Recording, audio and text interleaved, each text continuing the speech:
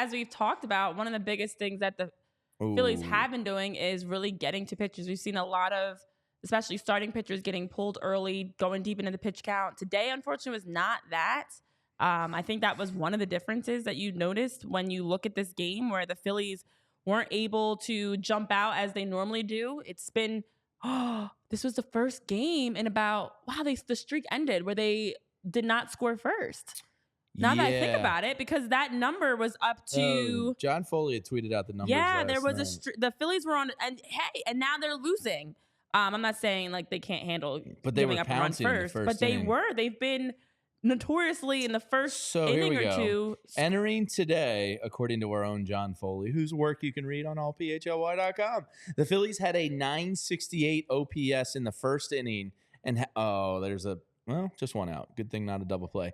Had outscored opponents 37-11 in the first inning. Yeah, and this time it took the Phillies until the 7th to get a second hit and a second run scored. I mean, yes, it has been the slow offensive game, but it's gonna happen. It's gonna happen. I think today they remind us that they're human. So interesting. Ooh, that was a close play. Another streak that came to an end as the scoring first streak has been retired. But now it's time to start a new one. Yeah, and Chris Bassitt goes out there today and kind of throws a gem. He's not as bad of a pitcher as this year's small sample size says. Yeah. This guy's thrown like 1,000 innings in Major League Baseball and had like a 3.6 or 3.7 career ERA. He's having kind of an outlier bad season, but again, small sample size. I think the thing that got the Phillies today was this dude can throw 8 different pitches. Tom and Kruk talked about it during the game. They even showed the spray chart at one point. And we've talked about what a benefit that is for the Phillies rotation when the hitter doesn't know what's coming. Mm-hmm. And Chris Bassitt can throw up to 8 pitches. So that's kind of tough to get your mind around what's coming in what situation. But, it is what it is. This is going to be one of those classic games where Aaron Nola gets all the blame as if the offense had no hand in it. I mean, this is... Castellanos again to right center, a little bloop single. All it took was a reunion with Liam and some family time and a nice, hangout and day off. We're getting Nick Castellanos back, guys. All right. Tying run at the plate. Bryson Stott, 1 out. Come on, give us a little action. So you guys are talking about Bassitt, and yes, again, like you said, small sample size. He's been hit around a little bit. He's better than his numbers say. He's given up 43 hits in 36 innings. His whip's significantly higher than it's been. But over the course, like 1.7, wasn't it? It's up. It was 1.67 when he started today. But over the course of the last 3 seasons prior to this year, posted a 3.1, a 3.4, a 3.6, and he's also made 90 starts in 3 years. Ooh, we got a little Bryson Stott. Hit, 1 run in, 5-3. Sorry to interrupt, Tyler. Stott gets a double. I'm the great and powerful Oz today. Oh, no. But so, guys. We got the tie and run on second base here. Let's go, Phils. We got life.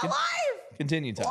Guys like Chris Bassitt still have a place in this league. Sure. And just because you're not throwing 98, 99, 100, you guys talked about it. He does throw 8 pitches. Today, he threw 39 sinkers, 15 cutters, 14 curveballs, 10 sweepers, 9 changeups, 4 fastballs, 5 splitters, and 3 sliders.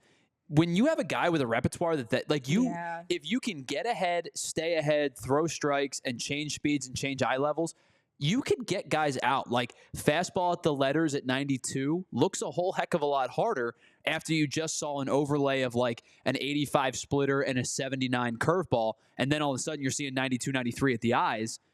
Your eyes light up, and you're not going to catch up to it because it's just how physics work.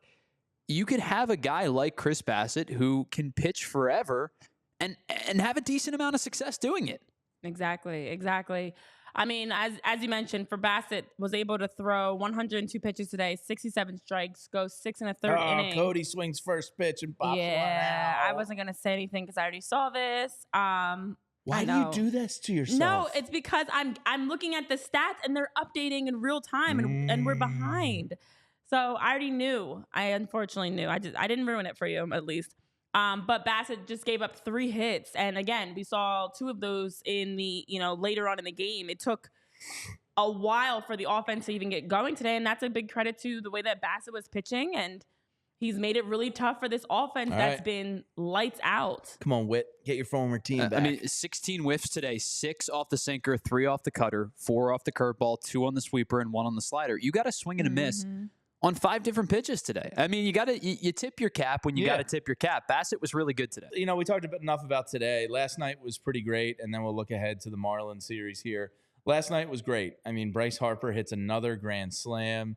Cody Clemens comes up. Berrios just couldn't really get comfortable all night. It was just one of those nights where you pounced a good pitcher whose metrics kind of behind the scenes said he was due to get rocked. His numbers, his ERA said he was having a great year. His stuff said maybe he wasn't, and he was there for the taking, and the Phillies took advantage and jumped his ass, and it was really nice to see last night as the inverse of today. So, you know, sometimes you have to be like, a ball watcher, like that you watch ball, and sometimes you have to be a stat nerd.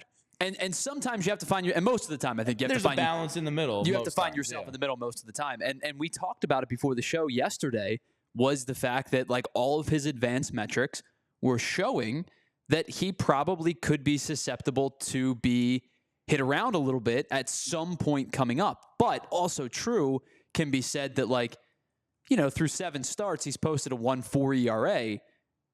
Somewhere along the line, that has to just be good. You know what I mean?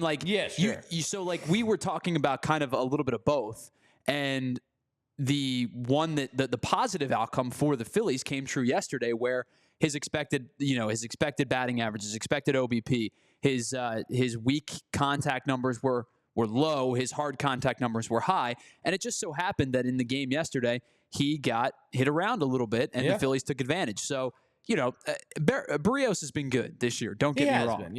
But I think yesterday, you can't say a 1.54 ERA is bad. I think yesterday he was just susceptible to a slip-up game, and they took advantage. Absolutely. And, just looking at Chris Bassitt's chart there, it's mostly bad. And it's a day. Baseball is weird. The 2 hits late that did some damage for the Blue Jays, a beautiful hit and run by the Blue Jays. But the 2 hits that they had there that kind of got, an insurance run were hit 57 miles an hour and 62 miles an hour.